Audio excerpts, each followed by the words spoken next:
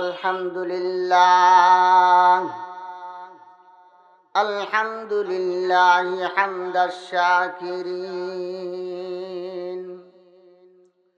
ওয়া নু'মিনু বিহি ঈমানাল মুকিনিন ওয়া নুকিররু বিওয়াহদানিয়্যাতিহি ইqরারাস সাদিকিন ونشهد أن لا إله إلا الله رب العالمين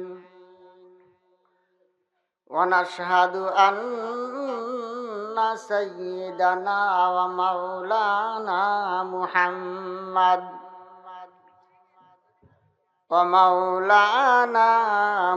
محمدا عبده ورسوله سيد المرسلين أما بعد فأعوذ بالله من الشيطان الرجيم بسم الله الرحمن الرحيم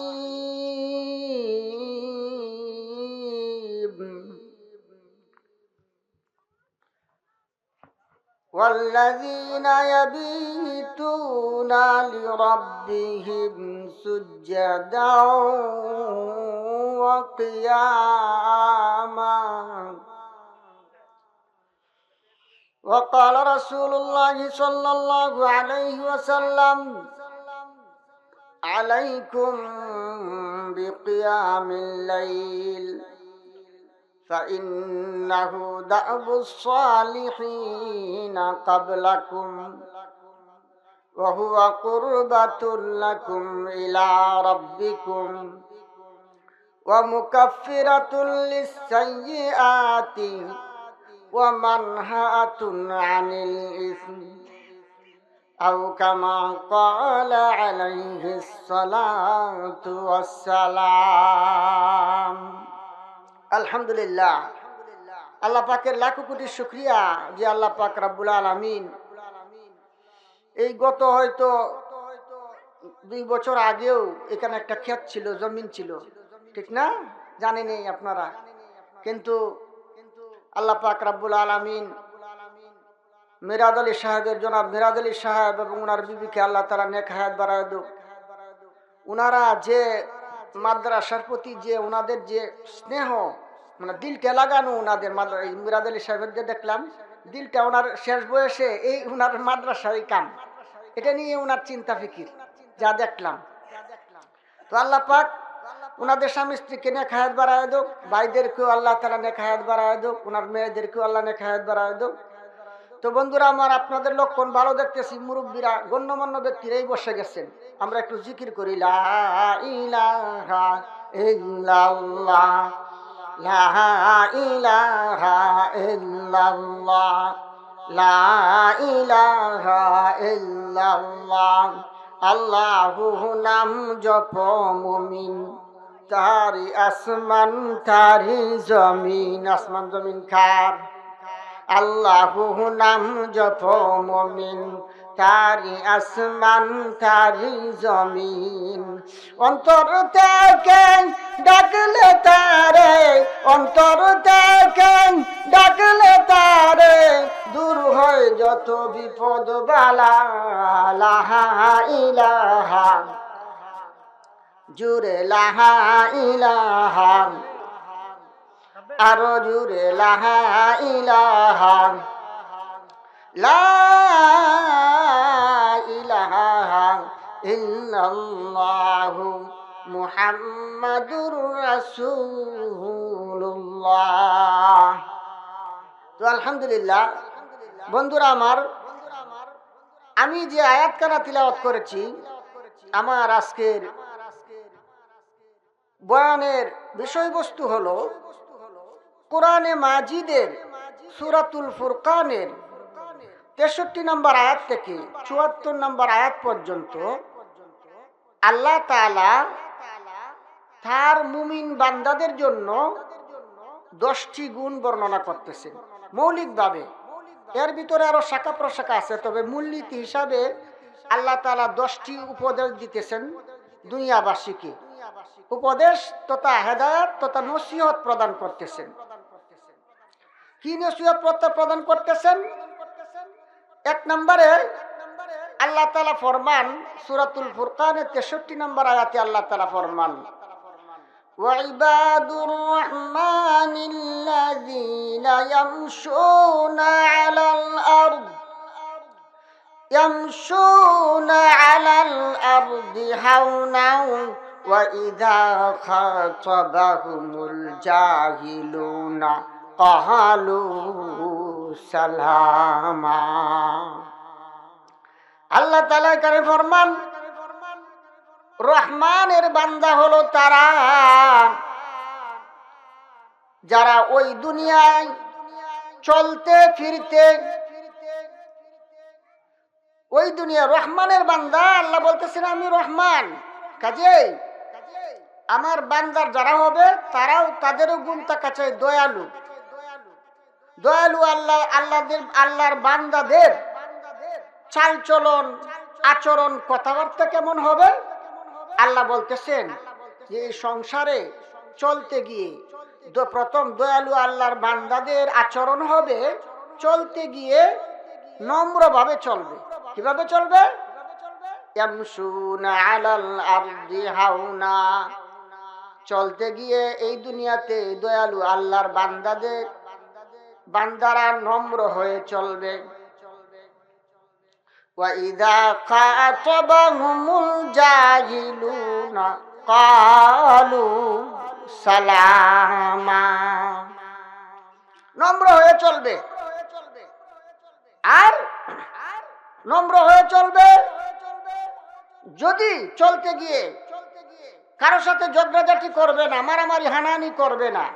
কিন্তু আল্লাহ বলেন ওয়া ইযা খাতাবাহুমুল জাহিলুনা ক্বালু সালামা, এই দুনিয়াতে চলতে গিয়ে সংসারে চলতে গিয়ে মূর্খদের, আল্লাহ এখানে বলছে জাহিলুনা, মূর্খদের সম্মুখীন যদি হয়, অর্থাৎ মূর্খ ব্যক্তি এসে ওই বিনয় ব্যক্তির সাথে ঝগড়া লাগছে, সে যা মন মুখে দিয়ে আসে, যা মনে চায় তাই গালিগালাজ করতেছে, কিন্তু ওই ব্যক্তি বলে যে হে আল্লাহর বান্দা, আমি আপনার সাথে আমার মুখ দিয়ে যেমতেন কথা আমার মুখ দিয়ে বের হবে না, একু কথা আমার মুখ দিয়ে বের হবে না। এটা আমার জন্য উচিত নয়, আপনার জন্য উচিত নয়।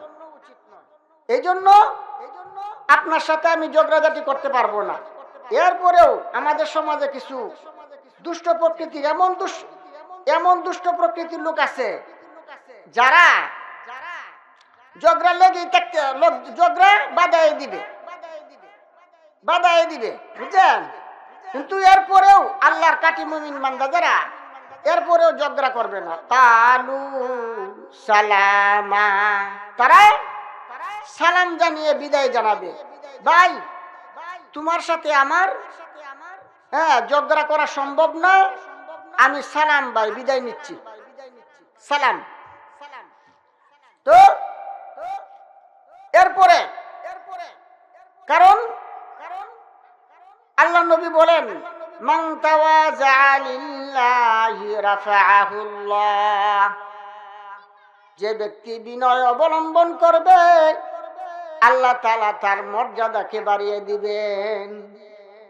এ সম্পর্কে কবি বলেন আস্তাওয়াজু খাকামার দামি শাওয়াদ নুরনার আজ সরকশি গম্মি শাওয়াদ নুরনার আজ সরকশি গম্মি শাওয়াদ। যে বিনয় মানুষকে মাটির মানুষে পরিণত করে, আর আগুনের উগ্র স্বভাবের কারণে তাকে মিটিয়ে দেওয়া হয়। কথাটা মনে হয় বুঝেন না। এ রাত্রিবেলা দেখবেন শাশুড়ি বউকে ডাক দিয়ে বলে, বউ চুলার আগুনটা কিন্তু নিভিয়ে পরে শুয়ো, নাহলে কারণ আগুনের স্বভাবটা খুব খারাপ। কিছুদিন পূর্বে দেখছেন না, এদের লাশটাকে জ্বালিয়ে দিছে, হ্যাঁ আগুন। এর স্বভাবটা কিন্তু খারাপ, বাড়ি ঘর সরকার করে দিবে। সেই জন্য দয়ালু আল্লাহর বান্দাদের এক নাম্বার গুণ হইল তারা ওই পৃথিবীতে চলতে গিয়ে তাদের চলাফেরা, আচরণ, কথাবার্তা কি হবে? বিনয়ী হবে। এরপরে এই পৃথিবীতে সারাদিন চললো, বিনয়ীভাবে চললো। এরপরে দিন শেষে রাত্রি আসে না? দিন শেষে তো রাত্রি আসে, তখন আল্লাহর কাটি মুমিন বান্দার তথা দয়ালু আল্লাহর বান্দাদের তাদের কার্যক্রম কি হবে? রাত্রি আসলো, এখন তো আমাদের আচরণ হয়ে গেছে রাত্রে 11টা পর্যন্ত আমরা শ্বাসটলে রেন্টি তোলা এই মুরের বাজারে আমরা 11টা পর্যন্ত সেখানেই কাটিয়ে ফেলি। আর 11টার পরে বাড়িতে একা খাওয়া দাওয়া করে মোবাইল নিয়ে আমরা 1টার সময় বোধ ঘুমাইছি, পরে আরেকবার 10টার সময় পরের দিন উঠা। আমাদের কাজলত হইলে সেটা। আল্লাহ বলেন দয়ালু আল্লাহর বান্দাদের 2 নাম্বার গুণ হলো আল্লাহ বলেন ওয়াল্লাযীনা ইয়াবিতুনা লিরাব্বিহিম সুজদান ওয়া কিয়ামা। সারাদিন চললো আল্লাহর দয়ালু বান্দা, কেউর সাথে ঝগড়াঝাটি করলো না, সুন্দরভাবে বিনয়ীভাবে আল্লাহর দুনিয়ায় চললো। রাত্রি যখন আসলো আল্লাহর দয়ালু বান্দাদের কাজ হয়ে গেল, তারা রাত্রিতে শুধু মোবাইল তো দেখেই না আর নাক ডাকিয়ে ঘুমাই না, তাদের কাম হইল শুধু ঘুমানো না, রাত্রের এক অংশের মধ্যে তারা সেজদায় এবং রুকুতে সেজদাতে কিয়ামের মধ্যে কাটাইয়া দেয়। কি পড়ে রে ভাই? রাত্রির নামাজ যেখানে বলা হয়েছে, এটা কি কিসের নামাজ বলতে পারবেন? তাহাজ্জুদের নামাজ। এই জন্য আমি যে হাদিস কারা তেলাওয়াত করেছি সেই হাদিসেও বলা হয়েছে আলাইকুম বিকিয়ামিল লাইল, তোমাদের জন্য তাহাজ্জুদ নামাজ তোমরা আদায় করো, তোমরা তাহাজ্জুদের নামাজ আদায় করো। নবীজি বলছেন ফাইন্নাহু দাবুস সালিহিনা ক্বাবলাকুম, কারণ এই তাহাজ্জুদের নামাজটা তোমাদের পূর্ববর্তী যত নেককার বান্দা আছে, যত নবীগণ আছে, যত অলিগণ আছেন, তাদের আমল হইল ওই তাহাজ্জুদের নামাজ। পৃথিবীতে এমন কোন নবী নাই, এমন কোন ওলি নাই যারা তাহাজ্জুদের নামাজ পড়েন নাই। ওয়াহুয়া মুকাফফিরাতুল লিসাইয়্যাত, ওই তাহাজ্জুদের নামাজের গুণ হইল সেটা গুনাহকে মোচন করে দেয়।